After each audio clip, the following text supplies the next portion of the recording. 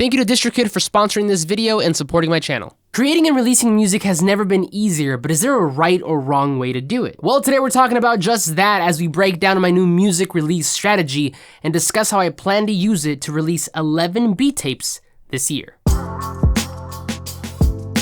Hey there, I'm Calderon and welcome back to another video. So last year in April, I did a challenge where I made and posted a beat every day for that entire month to my Instagram. The purpose behind this challenge was simple. I wasn't finishing enough music because I kept getting stuck focusing too much on the small details. And so I thought this challenge would be an excellent way for me to solve this problem, as it created this artificial deadline and pushed me to create, finish, and release something every day. When I started this challenge, we were at the beginning of the pandemic, so I called it the Stuck at Home Beat Challenge, and out of the 30 days in April, I only ended up finishing 18 beats, but of those 18 beats, 10 ended up being released later on that year as my first official beat tape. That tape is rightfully titled Stuck at Home, the beat tape, and it is now available on all streaming platforms, so if you want to check it out, I'll make sure to link it down below. If I'm being completely honest, I originally had no plans of formally releasing any of the music from this challenge because, as mentioned, the original purpose was just to finish more music. Still, as I worked on these beats for that entire month, I started to think a lot about how music, even great music,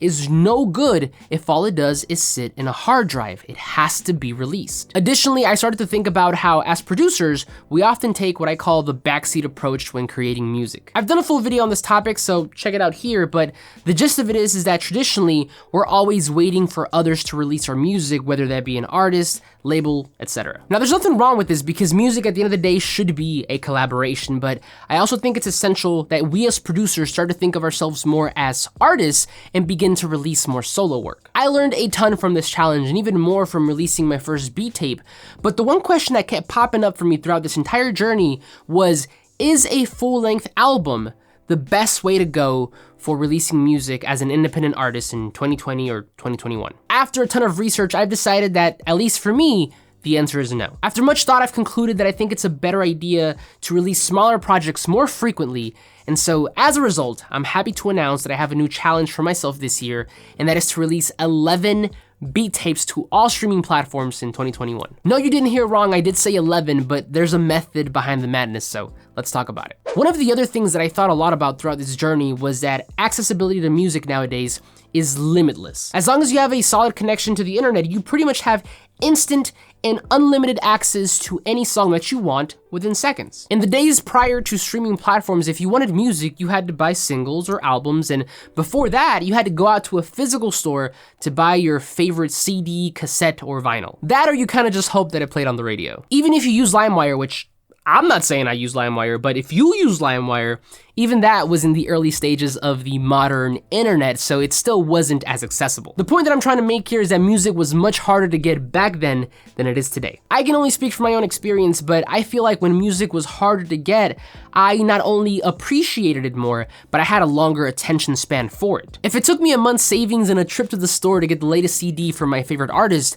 then you better believe that I was going to sit there and listen to it at least a few times. Although I love the convenience of streaming platforms as a listener, I can't help but think how it's changed the way that we listen to music and definitely how much attention we dedicate to it. We have so much more music now to pick from instantly that it becomes really easy to quickly bounce from one project to the next. So then, back to the original question, is a full-length album the best way to go as an independent artist in 2021? I don't think full-length albums are dead. I think they're still a good idea, but I think this strategy is better suited for an artist that is already established and has an audience of people who are waiting for their next release. With that being said, I don't think it's the best strategy for maybe a newer up-and-coming artist who is still trying to build some traction. If you're a newer artist trying to grow your fan base, you can't put out a 10-song album and then nothing for the next year or two, because you run the risk of people potentially forgetting about you, especially if other artists are also releasing their music and fulfilling that listener's needs. I don't necessarily like that this is how things are nowadays, but it is to an extent the reality of life, so what do we do? Now here is where I see a lot of the advice of quantity over quality. And the idea is that if you want to compete in today's market, you have to forego some percentage of quality to be able to produce more, to have more quantity. I can see where this is coming from, but I don't think I necessarily or entirely agree, because I think you can in fact have both. The best strategy for newer artists, in my opinion, is to release smaller, more digestible projects like EPs or maybe even singles. Not only is this less of a financial burden if you outsource some of your work like a lot of artists do, but it also helps keep you top of mind for a lot of people in this saturated market. So then with that being said, let's rewind back to this 11 beat tape idea. I wanna take my own advice, so instead of releasing a 10 beat full-length album once a year and then nothing for a while, I will instead be releasing one 4-song EP every month starting now until the end of the year. I think 4 beats per EP is pretty manageable for me